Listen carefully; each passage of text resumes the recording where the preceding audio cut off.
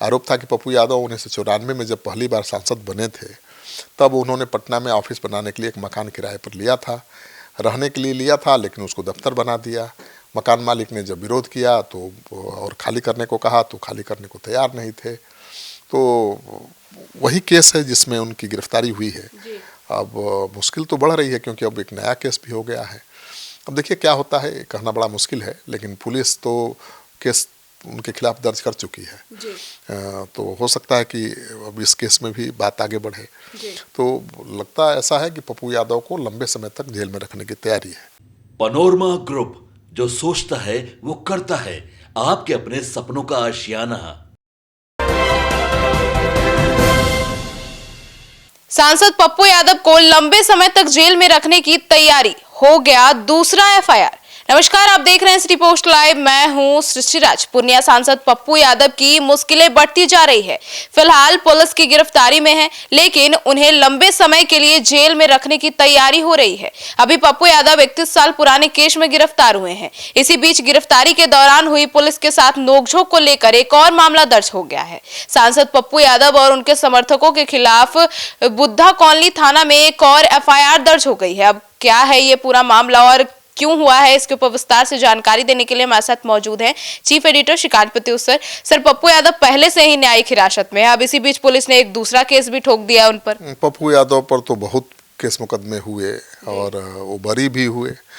पप्पू यादव पर तो इतने गंभीर आरोप थे कि लगता ही नहीं था कि उनका कोई राजनीतिक भविष्य रहेगा जी। और कई लोग उसी तरह के आरोपों में बर्बाद भी हो गए। सूरजभान सिंह चुनाव आज तक नहीं लड़ पा रहे हैं, ठीक है ना। मुन्ना शुक्ला जेल में है जी। लेकिन पप्पू यादव बरी बाइज्जत बरी हुए हैं कई मामलों में। लेकिन अब 31 साल पुराने केस में वो जेल जा चुके हैं जी। और ये मामला सरकारी कार्य में, अब दूसरा मामला उनके खिलाफ पुलिस ने दर्ज कर लिया है और यह मामला सरकारी कार्य में बाधा डालने और पुलिस कार्रवाई में रुकावट को लेकर दर्ज किया गया है। आपने देखा था कि शुक्रवार की देर रात पुलिस और सांसद पप्पू यादव के समर्थकों के बीच नोकझोंक हुई थी। पप्पू यादव भी गिरफ्तारी देने को तैयार नहीं थे। पुलिस उनके आवास पर पहुंची थी और दोनों तरफ से झड़प हुई। तो जब पप्पू यादव ने गिरफ्तारी देने से इनकार कर दिया और उनके समर्थकों और पुलिस के बीच तीखी नोकझोंक शुरू हो गई। हालात बिगड़ते देख सिटी एसपी भानु प्रताप मौके पर पहुंचे और स्थिति को संभाला। बाद में सांसद पप्पू यादव को गिरफ्तार किया गया था, जिसके बाद उनकी तबीयत बिगड़ गई और आईजीएमएस उनको ले जाया गया, जहां से पीएमसीएच शिफ्ट किया गया। जमानत याचिका पर सोमवार को सुनवाई होनी है। तो पप्पू यादव संकट में तो हैं, क्योंकि अभी तो न्यायिक हिरासत में है ही, दूसरा केस भी दर्ज हो गया है। अब देखिए उस केस में क्या होता है। सर, पप्पू यादव के समर्थन में विरोध प्रदर्शन भी हो रहा है। बिल्कुल, पूर्णिया के सांसद पप्पू यादव पटना में आधी रात को जब गिरफ्तार हुए तो कितना बवाल हुआ जी। और गिरफ्तारी के विरोध में शनिवार को भी पूर्णिया में जन अधिकार पार्टी के कार्यकर्ताओं ने विरोध प्रदर्शन किया, पटना में भी किया जी। इस मौके पर जाप कार्यकर्ताओं ने शहर में मशाल जुलूस निकाला, पप्पू यादव को अविलंब रिहा करने की मांग की। जन अधिकार पार्टी के पूर्व जिला अध्यक्ष बबलू भगत ने कहा कि सरकार विपक्ष की आवाज़ को दबाना चाहती है। सांसद पप्पू यादव लगातार सदन में आम जनता की आवाज़ उठाते हैं, पीड़ितों को न्याय दिलाते हैं, लेकिन सरकार को यह हजम नहीं हो रहा है।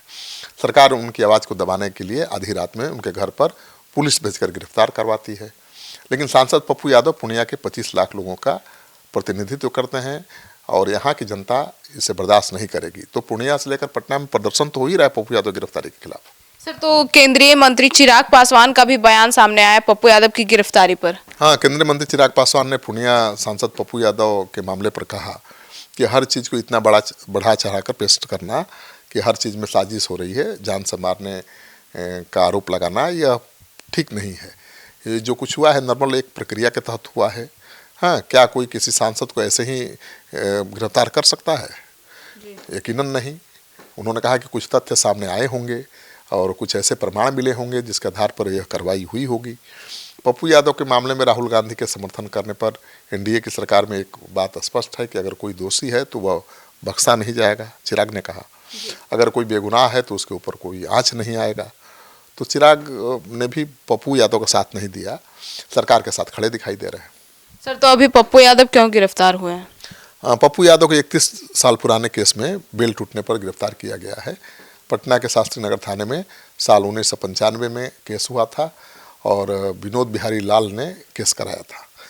केस में कॉग्निजेंस 30 अप्रैल 1996 को लिया गया, चार्ज फ्रेम 11 दिसंबर 2098 को हो गया, लेकिन बार बार बुलाने के बाद भी पप्पू यादव और दूसरे अभियुक्त कोर्ट नहीं जा रहे थे। आरोप था कि पप्पू यादव 1994 में जब पहली बार सांसद बने थे तब उन्होंने पटना में ऑफिस बनाने के लिए एक मकान किराए पर लिया था, रहने के लिए लिया था, लेकिन उसको दफ्तर बना दिया। मकान मालिक ने जब विरोध किया तो और खाली करने को कहा तो खाली करने को तैयार नहीं थे। तो वही केस है जिसमें उनकी गिरफ्तारी हुई है।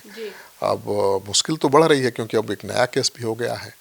अब देखिए क्या होता है, कहना बड़ा मुश्किल है, लेकिन पुलिस तो केस उनके खिलाफ दर्ज कर चुकी है। तो हो सकता है कि अब इस केस में भी बात आगे बढ़े।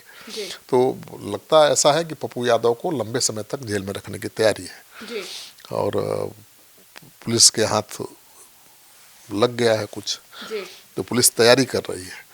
अब देखिए जो दूसरा केस हुआ है सरकारी कामकाज में बाधा डालने का, उसमें भी बड़ी कार्रवाई हो सकती है। तो सुना आपने, तो अब इस पूरे मुद्दे पर आपकी क्या राय है कमेंट सेक्शन में जरूर बताइएगा। धन्यवाद।